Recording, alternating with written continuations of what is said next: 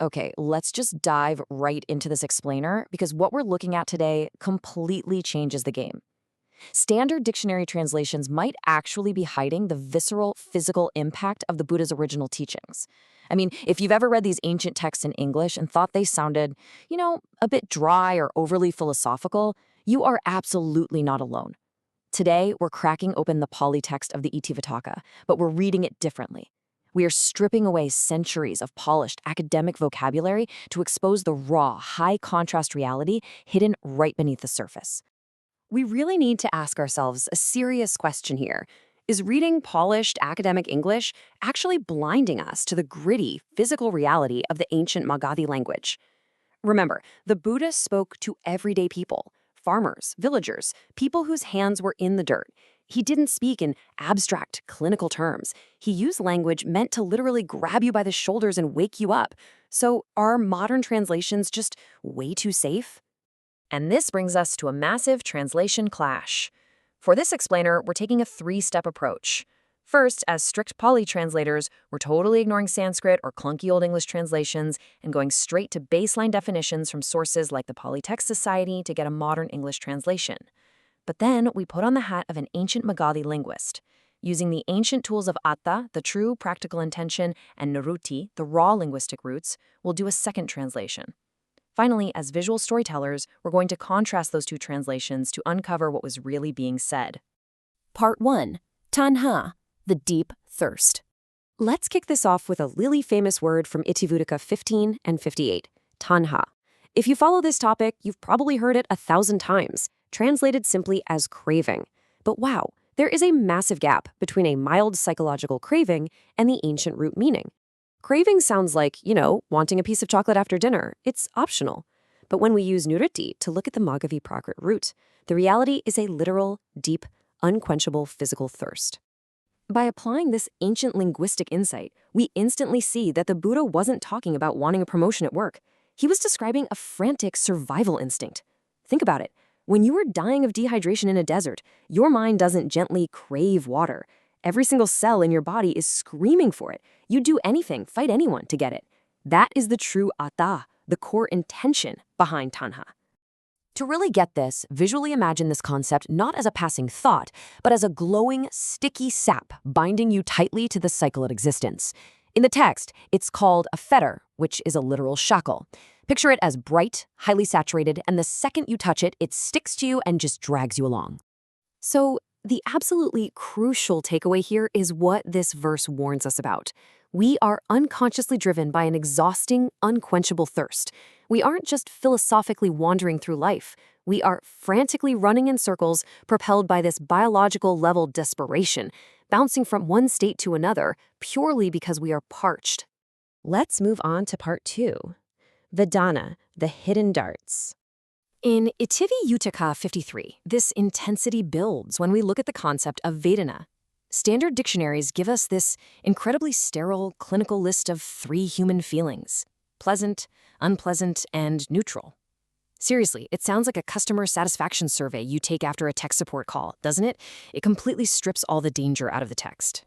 But when we dig into the root intention, an unpleasant feeling isn't just a bad mood. The Pali word used here is sala. The standard translation just says unpleasant feeling, but the raw reality of sala is a physical dart or arrow piercing the flesh. The text literally says painful feeling should be seen as a dart. It's an acute, sharp, bleeding wound. Every time you experience these feelings, it should feel as concrete, visceral, and alarming as being suddenly hit by a flaming dart. It's not some vague emotional cloud.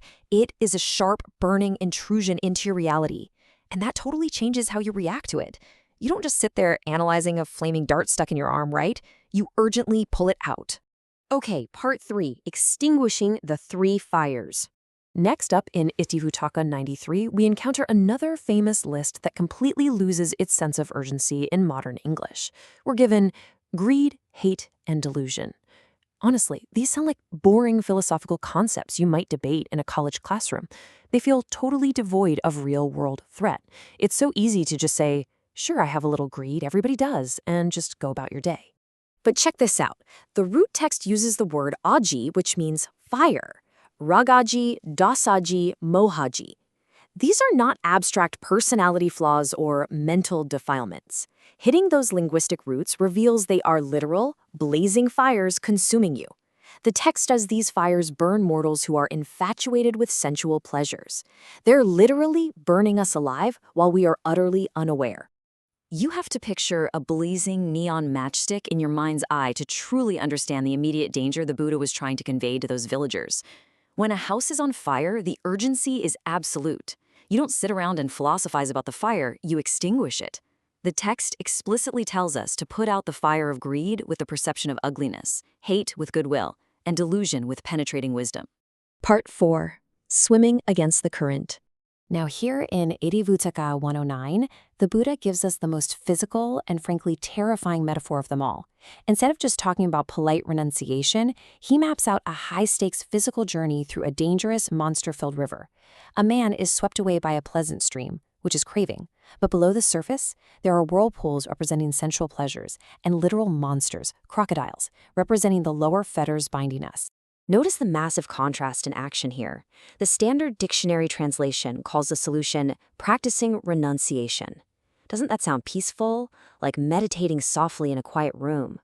But the ancient root text literally says, hate hicha, pagde hicha, vayamo. It commands you to violently fight the current with your hands and feet. It is a desperate, frantic, physical struggle to not drown.